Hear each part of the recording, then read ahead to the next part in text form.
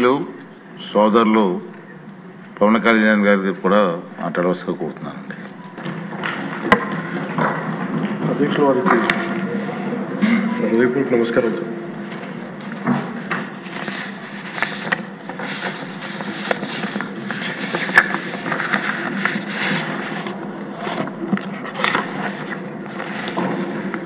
Governor గారి ప్రసంగానికి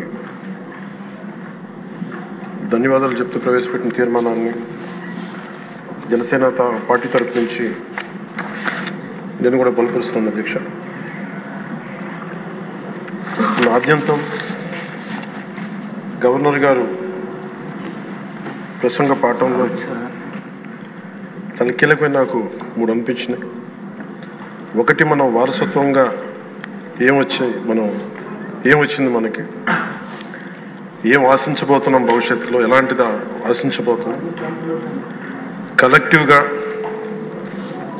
మనందరం కలిసి ఈ రాష్ట్రాన్ని ఈ కూటమి ద్వారా ఎలా ముందుకు తీసుకెళ్ళాలి అనేది 3 చాలా స్పష్టంగా చెప్పారు. గవర్నర్ గారి ప్రసంగంలో చాలా ప్రత్యేకించి చెప్పింది ముందస్తుగా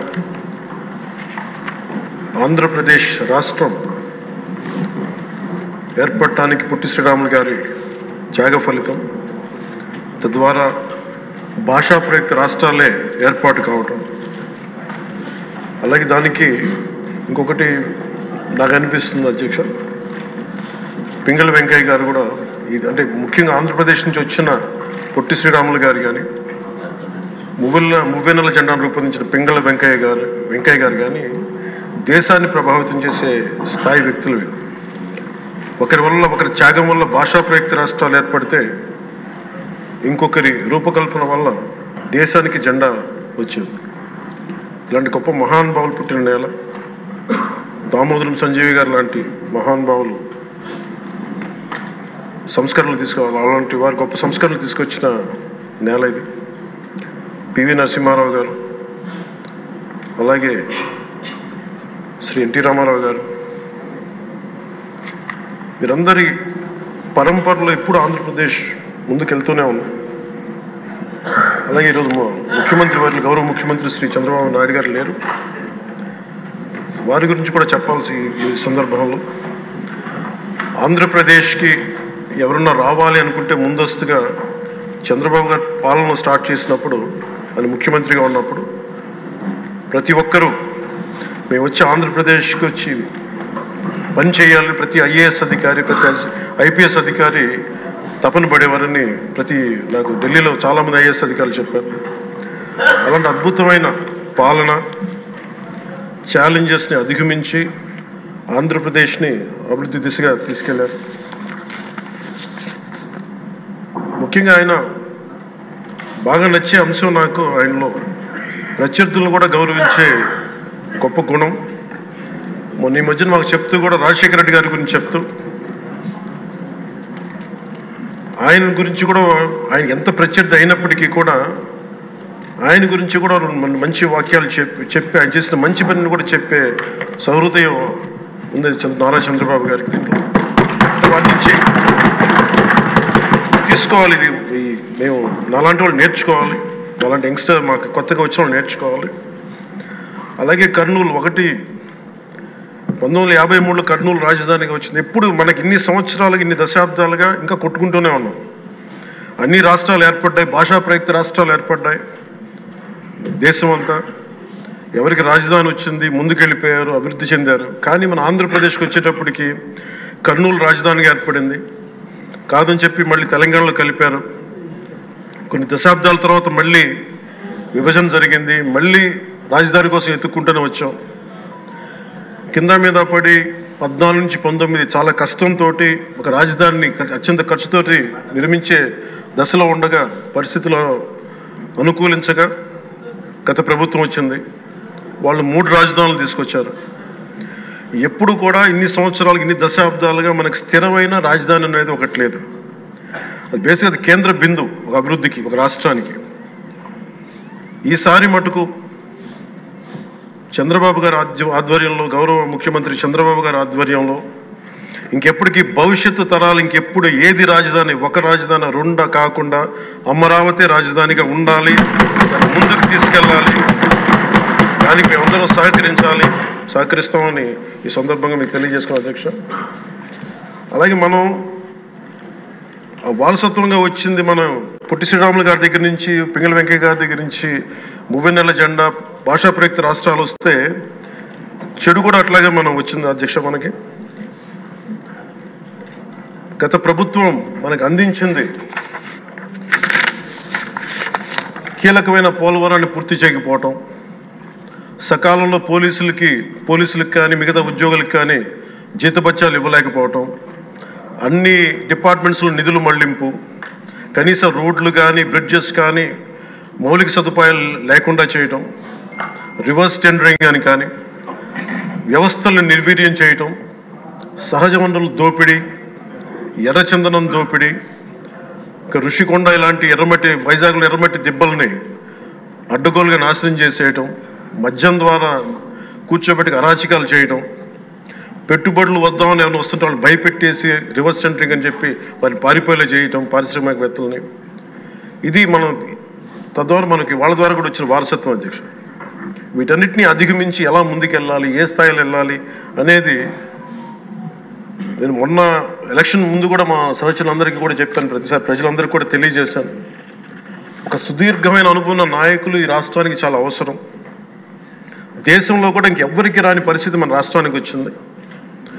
మనస్ఫూర్తిగా నేను అంతకుముందు ఏమి చెప్పాను, ఈరోజు కూడా అదే చెప్తున్నా అధ్యక్ష. 4 దశాబ్దాల సుదీర్ఘ అనుభవం ఉన్న శ్రీ గౌరవ ముఖ్యమంత్రి శ్రీ నారా చంద్రబాబు నాయుడు గారి అధ్యక్షతన, ఆయన లీడర్షిప్ కింద మేమందరం నాలాంటి వాటిగా నేర్చుకొని కింద పనిచేయడానికి, రాష్ట్రాన్ని అభివృద్ధి వైపు ప్రయాణం చేసేలా ముందుకెళ్ళడానికి సంసిద్ధంగా ఉన్నాం. మేము దాన్ని కట్టుబడి ఉన్నాం. ముఖ్యంగా లా అండ్ ఆర్డర్ చాలా క్షీణించిపోయింది. ఈ లా అండ్ ఆర్డర్ విషయంలో చూస్తే సాక్షాత్తు గౌరవ ముఖ్యమంత్రి గారిని దాదాపు అకారణంగా అన్యాయంగా 53 రోజులు ఆయన్ని ఒక ఫాల్స్ కేసులు పెట్టి జైల్లో పెట్టారు. అలాగే అధ్యక్ష, మీరు కూడా గతంలో మిమ్మల్ని కూడా ఎంత వేధించారో మా అందరికీ తెలుసు, సభ్యులందరికీ తెలుసు. నిన్న రఘురామకృష్ణరాజు గారు కూడా ఏ స్థాయిలో అనుభవించారో అందరికీ రాష్ట్రం అంతా తెలుసు. కానీ చాలా పెద్ద మనసుతోటి ఆయన వస్తే చాలా మనసు విప్పి నవ్వుతూ మాట్లాడడం చాలా ఆనందం కలిగించింది. మీ నుంచి మేము నేర్చుకోవాలి. ఎంత అంటే దాడి చేసిన, హాని చేసిన మీ పెద్ద మనసుకి సభాముఖం మీ అందరికీ మీకు ప్రత్యేకించి మీకు ధన్యవాదాలు చెప్తాను. మీ అందరి నుంచి మీ నుంచి స్ఫూర్తి తీసుకుంటాం. మీ నుంచి అంటే తిట్లు తిన్నా కానీ, దెబ్బ తిన్నా కానీ ఎంత సౌహృదయతో ఉండాలనేది మీరు చూపించారు.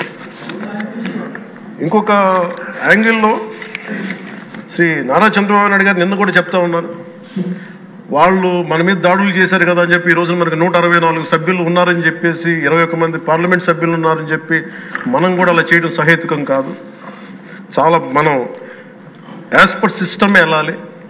నిన్న కూడా చాలామంది సభ్యులు మా మీద దాడులు జరుగుతూ ఉన్నాయి, మా మీద బెదిరిస్తున్నారు, ఈ రోజుకి ఓడిపోయి కూడా ఇంకా మన కూటమి సభ్యులందరి మీద బెదిరిస్తున్నారు అని అంటే, చంద్రబాబు నాయుడు గారు ఒకటే చెప్పాను, మనం అలాంటి వాటికి నేను విరుద్ధం. మీరు అలా కనుక కాదు, సిస్టమ్ని కాదని కనుక మీరు చేస్తే మీరు నాకు దూరం అవుతారని చెప్పి చాలా స్పష్టంగా చెప్పారు. అది నాకు కూడా చెప్పారు, అది మీకు కూడా వర్తిస్తుందని చెప్పి ఖచ్చితంగా చంద్రబాబు గారు చెప్తాను. ఈ దృష్టిలో ఖచ్చితంగా దాన్ని ఒళ్ళు దగ్గర పెట్టుకొని మేమందరం ఉంటాం sir. Will take your guidance very seriously and committedly sir.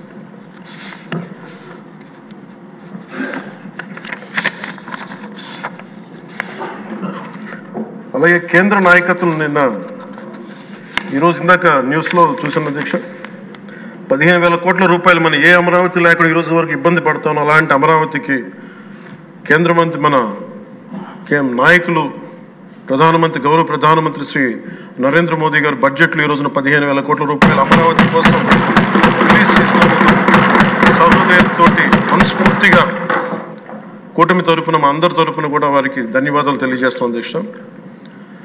To Honorable Prime Minister Sri Narendra Modi ji, we are grateful to you, sir, for releasing the funds and will be eternally indebted to you, sir. అలాగే భవిష్యత్తులో అధ్యక్ష చంద్రబాబు గారు కూడా చాలా స్పష్టంగా చెప్పారు నిన్న, ప్రభుత్వంలో భాగస్వామ్యంలో ఉన్న కార్యకర్తలు కానీ మా సహచర ఎమ్మెల్యేలు కానీ మీరు వ్యక్తిగతంగా ఏ తప్పులు చేసినా అది ప్రభుత్వం మీద పడుతుంది. అలాంటి తప్పులు జరగకుండా చూసుకోండి. అలాంటివి జరిగితే మటుకు నేను ఎవరైనా స్థానమానం లేకుండా నాకు వాళ్ళకి సిస్టమ్ పనిచేస్తూ ఉంటుంది. అది మీరు అర్థం చేసుకోండి. నేను ఏ ఉద్దేశంతో చెప్తానని చెప్పారు అధ్యక్ష. ఇలాంటి తప్పులు జరిగితే అవి వ్యక్తులు చేసిన తప్పులు పార్టీలకు కానీ ప్రభుత్వానికి కానీ చెడ్డ పేరు రాకూడదు. దాన్ని ఎలా హ్యాండిల్ చేసుకోవాలో జనసేన పార్టీ తరఫు నుంచి నేను మా వాళ్ళందరికీ కూడా ఒకటే తెలియజేశాను. మీరు వ్యక్తిగతంగా కనుక ఏదన్నా చేసి అది కూటమి ప్రభుత్వానికి ఇబ్బంది కలిగితే నేను వారిని వదులుకోవడానికి సిద్ధంగా ఉన్నానని చెప్పి చాలా స్పష్టంగా తెలియజేశాను అధ్యక్ష. అది మీరు ఇసుక విధానాల్లో కానీ మైనింగ్ విధానాల్లో కానీ ఏ రకంగానా సరే గత ప్రభుత్వం చేసింది కదా మేము కూడా చేస్తామని ఎవరన్నా నాకు జనసేన పార్టీ తరఫు నుంచి ఎవరన్నా సరే ఉంటే వారిని నియంత్రించే బాధ్యత, వారిని సరిచేసే బాధ్యత మేము తీసుకుంటాం.